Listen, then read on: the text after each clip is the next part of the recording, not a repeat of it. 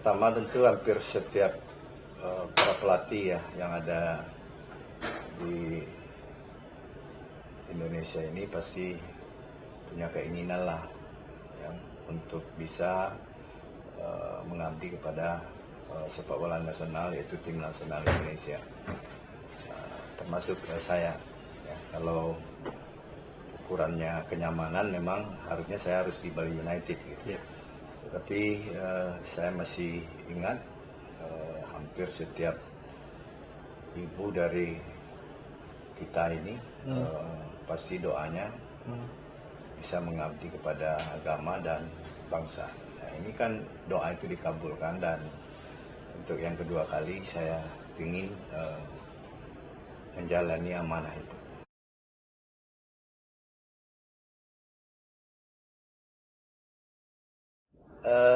Kita tidak boleh menyalahkan ekspektasi publik. Ingin juara, ekspektasi itu memang udah harus dikobarkan. Malahan saya tantang, memang harus semua masyarakat punya ekspektasi. Ekspektasi itu saya pikir cita-cita. Yeah. Cita-cita itu sama dengan doa. Makanya masyarakat Indonesia, terutama masyarakat sepak bola, harus punya ekspektasi tinggi terhadap sepak bola Indonesia. Tetapi tentu tidak cukup ekspektasi, tentu perlu langkah-langkah nyata. Saya yang diberi tugas untuk membangun tim nasional U19, dan saya bangun tim itu mulai dari Februari kemarin. Yeah. Karena kompetisi tidak semua daerah ada, hanya sebagian, maka saya berusaha bagaimana tim ini betul-betul nanti terbentuk menunjukkan ke-Indonesiaan. Ke-Indonesiaannya apa? Memang ada keterwakilan ya dari pemain-pemain yang ada di seluruh asprop di Indonesia. Makanya kemarin ini kita surati semua asprop untuk bisa berpartisipasi. Kalau tidak bisa memutar kompetisi, masa sih mengadakan seleksi untuk anak-anak, memberikan kesempatan untuk anak-anak yang secara regulasi dan kualitas memang dia punya, nggak mungkin nggak bisa gitu. Tetapi memang sedikit ada kekecewaan saya juga dari 34 provinsi itu, 34 asprop itu, ada beberapa asprop ya yang tidak melaksanakan. Nah, ini kan sayang ya, kesempatan yang diberikan tidak dimanfaatkan dengan baik.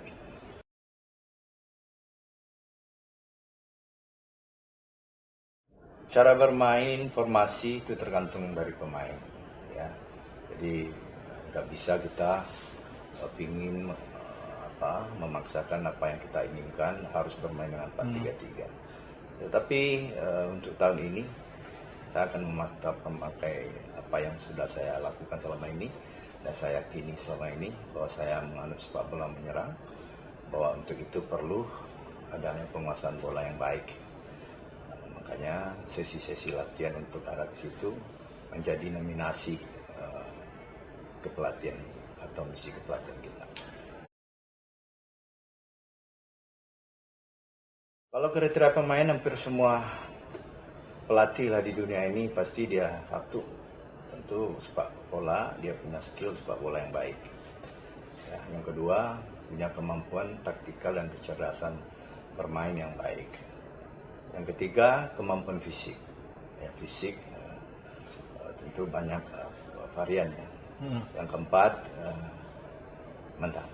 Jadi keempat itu harus wajib dipenuhi oleh para pemain yang akan bergabung di tim nasional 19. Dari mana saja, mau anak dari desa, mau anak dari kota, mau anak di luar negeri, dia harus memenuhi kriteria itu.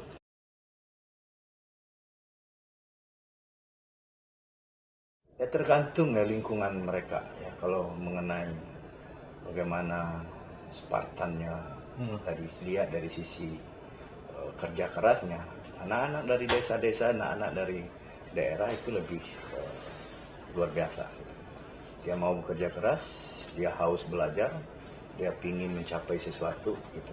Dibandingkan dengan anak-anak yang selama ini merasa lebih baik, dan kemarin terbukti banyak yang kita nggak pilih.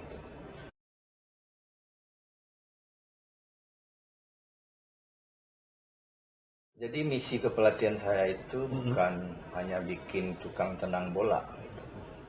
Saya sudah tegaskan kepada staf, kita tidak hanya bikin tukang tenang bola, tapi harus menyiapkan pemain-pemain yang profesional secara individu dan tim, dan juga dia berjati diri bangsa Indonesia. Saya pikir itu ciplakan-ciplakan aneh yang saya pikir nggak perlu ditiru lah. Cat rambut, pakai anting. Saya nggak tahu itu budaya dari mana, kultur dari mana. Makanya saya tegas-tegas, khusus untuk pemain-pemain luar negeri mungkin udah terbias dengan perilaku-perilaku di luar itu. Kalau ingin ikut seleksi tim nasional U19, tidak ada yang cat rambut, tidak ada yang punya anting-anting. Kalau dia cat rambut, saya tidak akan kasih kesempatan untuk seleksi. Saya tegas di situ. Karena sepak bola tidak hanya memamerkan kemampuan teknik sepak bola, tetapi nanti sepak bola ini juga bisa mempersatukan bangsa, bisa melihatkan jati diri bangsa Indonesia.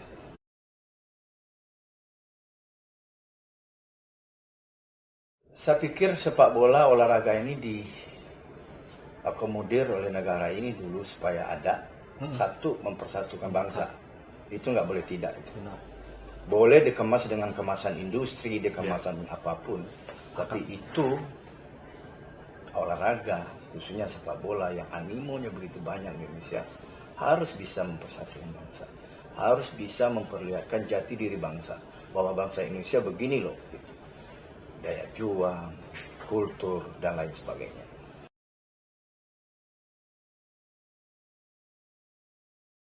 Semua kita lakukan, jadi tidak hanya teknis sepak bola di lapangan. Ini dalam waktu dekat, tanggal 16, 17, 18, 19, itu ada materi pertama kita, yaitu bela negara. Mereka akan diasuh oleh Kopassus nanti di Batu Jajar. Dan saya ingin mereka memang betul bangkit rasa kepemilikan bangsanya dia, rasa perjuangan yang pantang menyerah, dan itu ada di saya lihat di TNI Kopassus. Saya baru 2 minggu berada di dalam lingkungan TNI, menyesal saya jadinya nggak jadi TNI.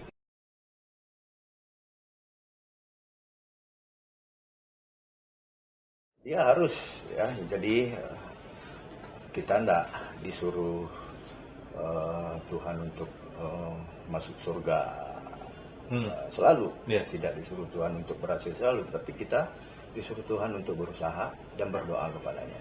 Nah, itu yang kami lakukan, dan itu kan dijamin kalau kita bekerja keras, berusaha, kerja dengan jujur, kerja dengan tanpa pamrih, pasti, kata Tuhan. Saya yakin itu.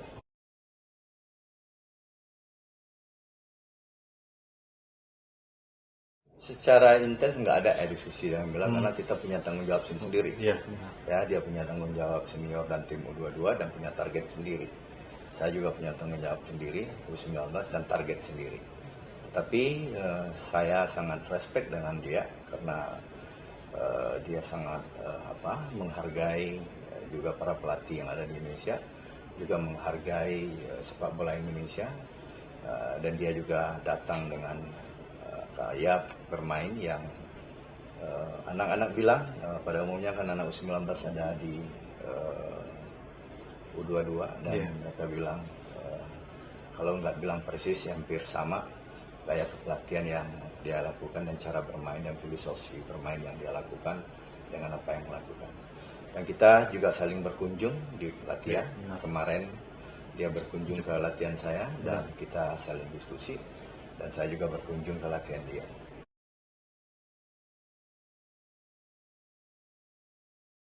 Saya sebenarnya tahun 91 terbina dengan pelatih dari Jerman. Saya mendampingi dia 3 tahun, Mr. Adolf Remy. Waktu itu dia memberikan basic kepelatihan saat bagaimana pentingnya perencanaan, bagaimana pentingnya disiplin, dan itu menjadi basic saya. Di samping saya orang yang selalu belajar, dan saya tidak memang menokohkan seseorang, tetapi Saya selalu ATM, saya amati, saya tiru, dan saya modifikasi.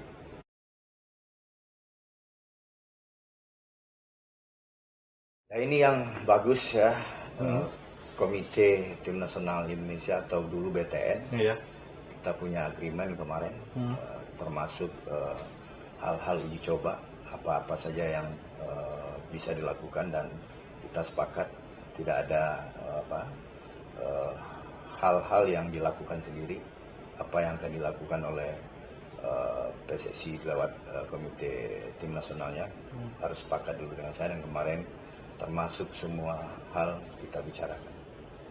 Dan saya nggak mau terulang lagi hal yang seperti dulu, overnya uji coba dan lain-lain sebagainya. Ada saat-saat pertandingan memang harus live, ada saat pertandingan yang tidak perlu live. Kalau potensi banyak ya, banyak sekali. Tapi yang paling penting ke depan saya berharap komitmen ya, dan konsistensi terhadap pembinaan.